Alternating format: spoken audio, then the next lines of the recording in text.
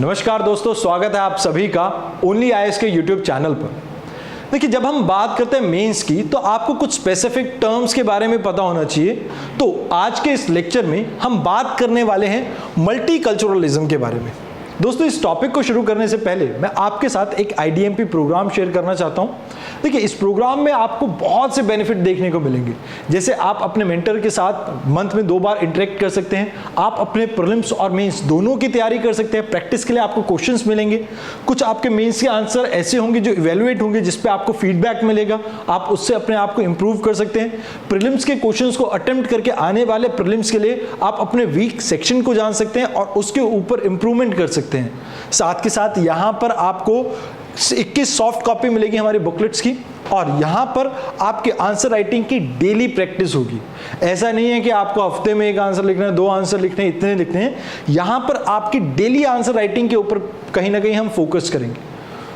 आइए शुरुआत करते हैं इस टॉपिक की, दैट इज मल्टीकल्चरलिज्म। ये टर्म आपके यूपीएससी मेंस के लिए इंपॉर्टेंट है, for those who are preparing for this year even beyond, उन सभी के लिए टर्म इंपॉर्टेंट है।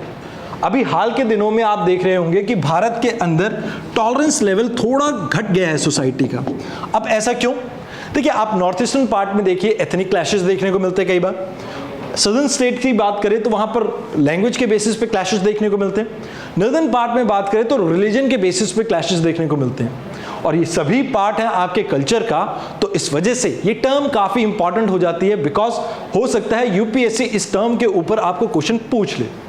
तो हम आज इस टर्म को समझने की कोशिश करेंगे और इसके बारे में कुछ इंपॉर्टेंट फैक्ट्स को भी जानने की कोशिश करेंगे। साथ के साथ जानेंगे कि कौन कौन सी ऐसी गवर्नमेंट की स्कीम है जो इनसे रिलेटेड है। तो मैं विवेक शर्मा आज आपके सामने टॉपिक लेके आया हूं मल्टीकल्चरलिज्म के बारे में। देखिए, इसकी हिस्ट्री जाननी आपके लिए सबसे इंपॉर्टेंट है। मान लीजिए अगर ये क्वेश्चन आता है तो आपको शुरुआत करनी होगी इंडस वैली सिविलाइजेशन से, जहां से एक्चुअल में भारतीय सभ्यता की शुरुआत हुई थी। अगर हम बात करें इंडस वैली सिविलाइजेशन की, तो इस समय हम नेचर की वर्शिप किया करते थे। यानी यहां पर आपको इंद्र, अग्नि, वायु ऐसी टर्म्स देखने को मिलती हैं। आपको यहां पर मदर गॉडेस के बारे में जानने को मिलता है, पशुपति के बारे में जानने को मिलता है। तो यहां से हमें पता लगता है कि कुछ नेसेंट फॉर्म में रिलीजन की शुरुआत यहां से हुई थी। इसके अलावा कल्चर में यहां पर आपको कई छोटे मोटे फेस्टिवल देखने को मिलते हैं जो लाइक हंटिंग सीन को डिपिक्ट करते हैं या कल्चरल गैदरिंग को डिपिक्ट करते हैं, जो आप भीमबेटका की पेंटिंग्स में देखते हैं। अब इसके बाद आती है वैदिक एज, जहां से हिंदुइज्म पनपने लगता है यहाँ पे इंडिया में। अब हिंदुइज्म के बारे में तो हम जानते हैं, इनके बारे में लाइक आप शास्त्र वगैरह के बारे में या वेरियस वेदास के बारे में लिख सकते हैं यहाँ पे। अब इसके बाद इंडियन सोसाइटी में एंट्री होती है 2 अलग अलग धर्मों की, one is Jainism, other is Buddhism. तो यहां से इंडियन सोसाइटी में डाइवर्सिफिकेशन स्टार्ट होती है। फर्दर आप देखते हैं कि 12वीं सदी के आसपास भारत में इस्लाम धर्म की एंट्री होती है। इसके बाद 18वीं सदी के आसपास, वैसे तो 16वीं कहूंगा, 16वीं सदी के आसपास आप ये देखते हैं कि जो ब्रिटिश ईस्ट इंडिया कंपनी है वो भारत की तरफ अपना रुख करती हैं, और यहां पर 16वीं 17वीं सदी के अंदर क्रिश्चियनिज्म का भारत में एंट्री होता है। अब यहां से अगर हम देखें पूरी पिक्चर को, तो इंडिया में ऑलमोस्ट जो भी मेजर रिलीजन देखने को मिलते हैं वर्ल्ड के, वो सभी देखने को मिल जाते हैं। तो जिसकी वजह से भारत के अंदर कल्चरल डाइवर्सिटी बहुत हाई है, मतलब ऑलमोस्ट हर कल्चर के लोग आपको यहां पर देखने को मिल जाते हैं। तो कुछ इंपॉर्टेंट पर्सनालिटी ने इसके बारे में कुछ कमेंट्स कहे हैं, जैसे कोट्स हम देख लेते हैं। एल्बर्ट आइंस्टाइन ने यह कहा था कि हम भारत के बहुत ऋणी हैं बिकॉज इन्होंने काउंटिंग सिस्टम का इजाद किया था। आपको सभी को पता होगा, आर्यभट्टा ने शून्य की खोज की थी, 0 की। हमने दुनिया को 0 दिया, बट कोई भी साइंटिफिक स्टडी पॉसिबल नहीं थी without this 0। So that's why he says कि हम कहीं ना कहीं कर्जदार हैं किसके? भारतीय सभ्यता के। अब देखिए क्यों इंपॉर्टेंट है ये 0। अगर आप कंप्यूटर सिस्टम को भी जानते होंगे तो 0 और 1 की फॉर्म में वर्क करता है, तो दैट्स व्हाई यहां पर भी इसका इंपॉर्टेंस है। तो इसी वजह से एल्बर्ट आइंस्टाइन ने यह कहा था कि भारत के हम ऋणी हैं। देन अगेन मार्क ट्वेन ये कहते हैं कि भारत क्रैडल है ह्यूमन रेस का, बिकॉज यहां से आप देखते हैं कि अलग अलग कल्चर्स पनप के पूरे वर्ल्ड में फैल रहे हैं। जैसे अगर हम बात करें सिर्फ बुद्धिज्म की, तो बुद्धिज्म आपको पूरे एशिया में सबसे बिगेस्ट रिलीजन देखने को मिलता है ऑलमोस्ट। आप देखिए चाइना में बुद्धिज्म है, जापान में है, कुछ हिस्सा आपका जैसे सिंगापुर का भी एरिया इससे है इम्पेक्टेड, थाईलैंड का एरिया है इससे इम्पेक्टेड। तो कहीं ना कहीं इन्फ्लुएंस देखने को मिलता है बुद्धिज्म का, जो कि भारत से शुरू हुआ था पूरे विश्व में, खासकर अगर हम बात करें एशिया में तो है ही है। तो इस वजह से मैं ये कह सकता हूं कि इंडिया की जो कल्चरल डाइवर्सिटी है कहीं ना कहीं इंडिया के लिए एक सॉफ्ट पावर का भी काम करती है। देखिए वो अलग बात है कि हम इसको यूज नहीं कर पाते। अगर हम बुद्धिज्म को अच्छे से प्रमोट करें, यहाँ पर इंडिया में इतनी साइट्स हैं जो बुद्धिस्ट जो ट्रैवलिस्ट हैं वो विजिट करना चाहते हैं, बट सहूलियत उस हिसाब से हमें प्रोवाइड करनी होगी। तो यहाँ पर अगर हम कहीं ना कहीं उस चीज़ को डेवलप करें तो हम एक कनेक्शन डेवलप कर सकते हैं। जैसे आप देखते हैं ना कि जैसे इस्लाम के लिए मक्का एंड मदीना बहुत इंपॉर्टेंट है, तो they use to travel over there, और वहाँ पर आने जाने की सहूलियत डेवलप की थी आपके इन कंट्रीज़ ने जो इस्लामिक कंट्रीज़ थे। अब यहाँ पर सिमिलरली जो जैसे बुद्धिज़्म की अगर हम बात करें, क्योंकि इंडिया में जो बुद्ध हैं वो पैदा हुए थे, तो यहाँ पर मतलब इंडिया में तो नहीं, नेपाल बॉर्डर के पास, बट फिर भी काफ़ी सारा टाइम उन्होंने इंडिया में बिताया था। तो मैं यहाँ पर आपको ये कहना चाहूँगा कि इंडिया अगर इस चीज़ के ऊपर फोकस करता है तो इंडिया का सॉफ्ट पावर जो है एटलीस्ट एशिया में तो काफ़ी अच्छा हो सकता है। नाउ फर्दर अगर हम बात करें तो आपको जैसे मैंने समझाया कि मल्टीकल्चरलिज्म होता क्या है। जब आपके एक पर्टिकुलर एरिया में बहुत से धर्म देखने को मिल रहे हैं, मतलब there is a diversity of culture. जैसे आप देखिए इस्लाम के कल्चर में बहुत विभिन्नता है, सिमिलरली हिंदुइज्म में भी आपको बहुत विभिन्नता देखने को मिलती है, क्रिश्चियनिज्म में भी सेम आपको बहुत डिफरेंस देखने को मिलता है। तो over a period of time जो इवैल्यूएशन मतलब इवॉल्व होता है आपका culture, that is somewhere we can say it as multiculturalism। अब यहां पर आपको एक जो चीज समझनी है कि इंडिया में अलग अलग एथेंसिटी के भी लोग मिलते हैं। मतलब ऐसा नहीं है कि हम सारे यहीं पर ही पैदा हुए हैं। कुछ लोग हो सकते हैं कि जो सिंस एजेस, जैसे हम कहते हैं ना कि जो इंडिया में ही पैदा हुए थे और इंडिया में ही रहे हमेशा से। कुछ आर्यन रेस के भी होंगे, कुछ ऐसे होंगे जो इस्लाम का जब इन्वेजन हुआ था इंडिया में उस समय वहाँ की कंट्री से इंडिया में आए, कुछ ऐसे होंगे जो एंग्लो इंडियन कम्युनिटी के होंगे।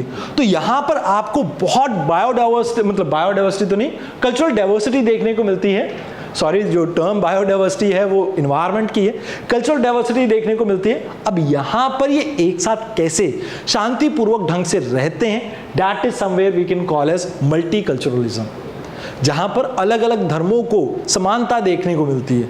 अब यहां पर आपको यह समझना होगा कि ये एक ऐसी इंटीग्रेटिव अप्रोच है जहां पर एक कंट्री वेरियस कल्चर्स को अपने अंदर सजोने की कोशिश करती है। अब इसके लिए मैं आपको एग्जांपल देता हूं। जैसे आपने इंडिया में देखा होगा, हमारे यहाँ पर सभी धर्मों के जो मेजर फेस्टिवल है, चाहे हिंदू हो, मुस्लिम हो, सिख हो, ईसाई हो, हम ऑलमोस्ट हर रिलीजन को मानते हैं और ऑलमोस्ट हर धर्म की जैसे जो मेजर फेस्टिवल होते हैं तो उसमें जैसे एक दूसरे को ग्रीटिंग एक्सचेंज करते हैं। तो समवेयर वी कैन से कि मल्टीकल्चरलिज्म एक इनहेरेंट पार्ट है हमारी लाइफ का। जब इंडिया में बुद्धिज्म, जैनिज्म आया था तो इनिशियली वहां पर भी रेजिस्टेंस देखने को मिली थी, but over a period of time कहीं ना कहीं इन रिलीजन में आपस में एक सामंजस्य स्थापित हुआ, एक आपस में एक पीस एस्टैब्लिश हुई, और जिसके बाद इंडिया ने आगे चलकर प्रोग्रेस भी बहुत अच्छा किया था। तो right now we have to focus on the peaceful harmony of all the religion. Now further अगर हम बात करें क्या रीजंस है जिसकी वजह से इंडिया में इतनी मतलब कल्चरल डाइवर्सिटी देखने को मिलती है, तो some are the reasons which are in the history. अब जैसा कि मैंने आपको वो टाइम स्केल समझाया था, इंडस वैली सिविलाइजेशन से लेके आप यूरोपियन के एडवेंट तक चले जाइए, आपको देखने को मिलेगा over a period of time, अलग अलग टाइम में जब आप देखते हैं धर्मों में कुछ फ्लॉज हैं, एक नया धर्म आता है। फॉर एग्जाम्पल जैसे जो हिंदुइज्म में कुछ प्रॉब्लम्स थी उनको एड्रेस करने के लिए बुद्धिज्म, जैनिज्म है। बाद में जो मेजर उस टाइम के धर्म थे उनको रिप्लेस करा इस्लाम ने, कहीं ना कहीं रिप्लेस तो नहीं, मैं ये कहूँगा कि एक नया फ्लेवर लेके आया इंडियन कल्चर में। फिर उसके बाद इन सभी धर्मों में कमियां जो थी उसको ओवरशैडो करते हुए एक नया धर्म आता है सिखिज्म, एंड देन हम देखते हैं कहीं ना कहीं क्रिश्चियनिटी का इंडिया में आना। तो ये सभी जो चीजें हैं ये आप हिस्टोरिकल एंगल से कनेक्ट कर सकते हैं। देन ज्योग्राफिकल फैक्टर भी हैं कुछ, जैसे आप देखते हैं कि कई एरिया हैं फॉर एग्जाम्पल आप नॉर्थ ईस्टर्न पार्ट में चले जाइए, वहाँ पर अभी भी नेचर की वर्शिप की जाती है एंड पीपल जो उन ट्राइबल ग्रुप्स में हैं वो अभी भी कहीं ना कहीं मेन स्ट्रीम के साथ कनेक्ट नहीं हो पाए हैं। तो यहाँ पर जोग्राफिकल रीजन्स भी हैं जिनकी वजह से आप देखते हैं अलग अलग एरिया में अलग अलग टाइप ऑफ सेक्ट्स भी डेवलप हुए। फॉर एग्जाम्पल आप देखते हैं कई जगह पर शिवाइट सेक्ट है, कहीं पर विष्णु जी की पूजा होती है, कई जगह पर शक्ति की पूजा होती है। तो ये सभी जो अलग अलग आपको देखने को मिल रही हैं लाइक इन्फ्लुएंस रिलीजन का, तो वो आप इस वजह से देख रहे हैं बिकॉज ऑफ ज्योग्राफी। किस राजा ने किस टाइम पे किस चीज को पैट्रोनेज दी, उसके ऊपर भी ये चीज डिपेंड हुई है। बट ज्योग्राफिकल कंडीशन भी एक मेजर रीजन था। उसके अलावा last one is polity. Polity जैसे मैंने कहा कि किस राजा ने किस टाइम पे किस चीज को पैट्रोनेज दी। आप एक चीज देखिए, अगर मौर्यन एम्पायर के बारे में आपने पढ़ा होगा तो स्टार्टिंग में जो उनके अर्ली रूलर्स थे वो जैनिज्म की तरफ टिंटेड थे। लेटर ऑन जब अशोका आते हैं तो उनका जो ध्यान है वो बुद्धिज्म की तरफ चला जाता है। तो कहीं ना कहीं पॉलिटिकल पैट्रोनेज के ऊपर भी डिपेंड करता है कि आप उस देश में किस तरह की कल्चरल बायोडाइवर्सिटी मतलब कल्चरल डाइवर्सिटी देखते हैं। अब देखिए, ये जो कल्चरल डाइवर्सिटी की अगर हम बात करते हैं तो इन 3 मेजर पिलर के ऊपर वो डिपेंडेंट है। But what are the things which we have to remember for exam. पहली चीज, इंडिया में आज भी ऑलमोस्ट 8.6% जो पॉपुलेशन है वो ट्राइबल पॉपुलेशन है, जो मेजर आपकी मेन स्ट्रीम पॉपुलेशन से टोटली डिफरेंट है। इनके कल्चर डिफरेंट है, इनके फेस्टिवल डिफरेंट है, इनकी बोली डिफरेंट है, सब कुछ डिफरेंट है। तो दैट्स व्हाई इंडिया में कुछ आप ये कह सकते हैं कि हम ये लाइक मेजर चेंजेस देखते हैं, मेजर डाइवर्सिटी देखते हैं। उसके अलावा ऑलमोस्ट 121 लैंग्वेजेस ऐसी हैं जिसको लगभग 10,000 से ज़्यादा लोग बोलते हैं। इंडिया में इस चीज़ को आइडेंटिफाई किया गया। अगेन फर्दर आपको रिलीजन के बेस पे, रेसेस के बेस पे और लैंग्वेजेस के बेस पे आपको बहुत सी डाइवर्सिटी देखने को मिलती है भारत के अंदर, और ये एक मेजर फैक्ट्स हैं जो आपको याद रखने हैं। अब यहां पर आपको याद रखना है कि एग्जाम में कुछ की फ्रेज यूज कर सकते हैं सेम इसी टॉपिक को रिप्रेजेंट करने के लिए। फॉर एग्जांपल मेल्टिंग पॉट कह सकते हैं इसे, हो सकता है सैलड बाउल बोल दें, या social stratification, unity in diversity, और रिलीजियस प्लुरलिज्म, एंड अगेन वसुदेव कुटुंबकम। ये सभी फ्रेजेस यूज हो सकते हैं सेम इसी पैराग्राफ के लिए। तो आपको इस मल्टीकल्चरलिज्म को इस कंटेक्स्ट में भी समझना होगा कि भारत की जो लाइक मंशा है हमेशा से ये रहा है कि पूरा विश्व एक परिवार के समान है। तो हम इस चीज को रिस्पेक्ट करते हैं। व्हेन वी टॉक अबाउट कि यूनिटी इन डाइवर्सिटी, इंडिया इसका एक मिसाल है। अब मिसाल क्यों है? क्योंकि जब हम आजाद हुए थे ना तो लोग सोचते थे कि इतनी डाइवर्सिटी है इंडिया के कल्चर में that society will not be able to grow further.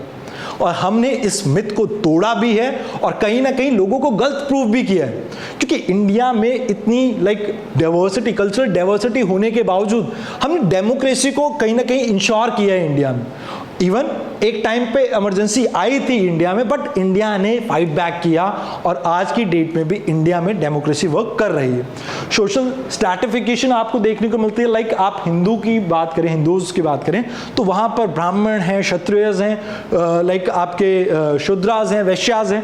तो ये सभी आपको सोशल स्ट्रैटिफिकेशन भी देखने को मिलती है। बट येट सोसाइटी में कुछ हो सकता है कमियां हैं, बट यहां पर फिर भी हम एकजुट हैं। तो इसी चीज को यहां पर आपको दर्शाना है। अब यहां पर कुछ गवर्नमेंट की स्कीम्स या इनिशिएटिव के बारे में बात कर लेते हैं, जैसे एक भारत श्रेष्ठ भारत। अब यहां पर आपस में स्टेट्स के बीच में कहीं ना कहीं एक लिंक एस्टैब्लिश करने के लिए स्कीम स्टार्ट हुई थी, जहां पर हम प्रमोट कर रहे हैं इंगेजमेंट यूटीज और स्टेट्स के बीच में।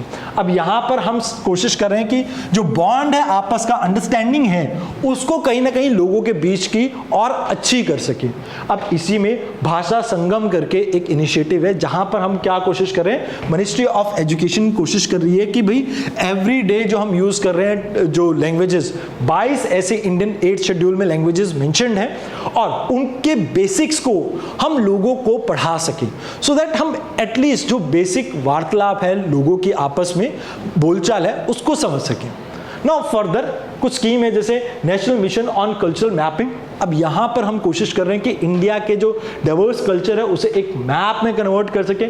इंडिया का रिच आर्ट, कल्चर, हेरिटेज, इसको जो इतना फैला हुआ है हम उसको कहीं ना कहीं एक मैप के जरिए दुनिया को हम बता सकें, सो दैट इंडिया में जो कल्चरल वाइब्रेंसी है हम उसको दुनिया को पोर्ट्रे करके इंडिया में टूरिज्म को भी प्रमोट कर सके। ना केवल हम अपने देश के आपसी बॉन्ड को इंप्रूव करेंगे यहाँ पे, बट टूरिज्म को भी प्रमोट कर सकते हैं। फर्दर प्रोजेक्ट मौसम, अब ये मौसम क्या है आप सभी जानते हैं कि मॉनसून इंडिया को कहीं ना कहीं एक बहुत बड़ा फैक्टर है जिसकी वजह से इंडिया में इतनी बायोडाइवर्सिटी मिलती है, नॉट कल्चरल, बायोडाइवर्सिटी मिलती है।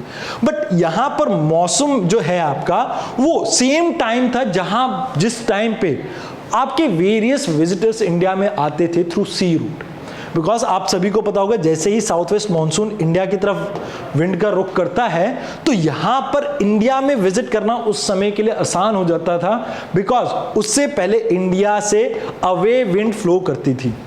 अब इसी वजह से आप देखते हैं कि मॉनसून कई आसपास की लगभग 39 कंट्रीज के साथ इंडिया का ट्रेड रिलेशन एस्टैब्लिश करने में हेल्प करता है। तो यहां पर हम आर्कियोलॉजिकल और हिस्टोरिकल रिसर्च करके उन डॉक्यूमेंटेशन को खोजने की कोशिश कर रहे हैं जो हमें इन कंट्रीज के साथ कनेक्ट कर सके। यहां पर कल्चरल, कमर्शियल और रिलीजियस इंटरेक्शन जो भी हुई है हमारे साथ उसकी डॉक्यूमेंटेशन करने की कोशिश कर रहे हैं। फर्दर एक स्कीम है प्रसाद स्कीम, जिसका फुल फॉर्म है national mission on pilgrimage, rejuvenation and spiritual argumentation drive. अब यहाँ पर हम कोशिश कर रहे हैं जैसे जहाँ पर फ्रिक्वेंट टूरिस्ट जाते हैं, जो भक्त वगैरह जाते हैं या कोई विजिटर्स वगैरह जाते हैं, टूरिस्ट वगैरह जाते हैं, उन एरिया में हम प्लानिंग को प्रायोरिटाइज कर सके ताकि हम टूरिस्ट फ्रेंडली एक्सपीरियंस उन्हें प्रोवाइड कर सकें। अगर ऐसा होगा तो उन एरिया में टूरिज्म बूस्ट होगा और उन एरिया में अलग से आप रोजगार डेवलप कर पाएंगे। फर्दर एक है हमारी धरोहर। अब यहाँ पर हम प्रिजर्व करने की बात कर रहे हैं मिनॉरिटी की उन रिच कल्चरल हेरिटेज को जो भारत में है। इससे ना केवल हम इंडिया में रिलीजियस इंटॉलरेंस को घटा पाएंगे बल्कि आपस में ब्रदरहुड को भी प्रमोट कर पाएंगे। अब यहाँ पर आपको कुछ एक आर्टिकल के बारे में पता होना चाहिए। जैसे आर्टिकल अगर हम बात करें 29 एंड 30, वो भी कहीं ना कहीं आपकी इंडिया के अंदर कल्चरल डाइवर्सिटी की ही बात करती है, चाहे रिलीजियस हो चाहे लिंग्विस्टिक हो, वो उन सभी के बारे में बात करती है। अगर हम बात करें ब्रदरहुड को प्रमोट करने के लिए हमारे DPSPs में भी कहा गया है और फंडामेंटल ड्यूटीज में भी कहा गया है, तो इन दोनों को यहाँ पर आप मेंशन कर सकते हैं। इन चीज़ों को प्रमोट करने के लिए कहीं ना कहीं हमारी कॉन्स्टिट्यूशनल असेंस भी कहती है। और साथ के साथ एक इंपॉर्टेंट चीज़ जो आपको याद रखनी है, हमारे प्रियम्बल में भी ये चीज़ मेंशन है। तो कहीं ना कहीं अगर हम बात करें इंडिया को अगर हमने आगे बढ़ाना है तो कहीं ना कहीं इस रिलीजियस इंटॉलरेंस को घटाना होगा, आपस में ट्रस्ट लेवल को इंक्रीज करना होगा, so that society can move further. तो इस वीडियो में इतना ही। धन्यवाद।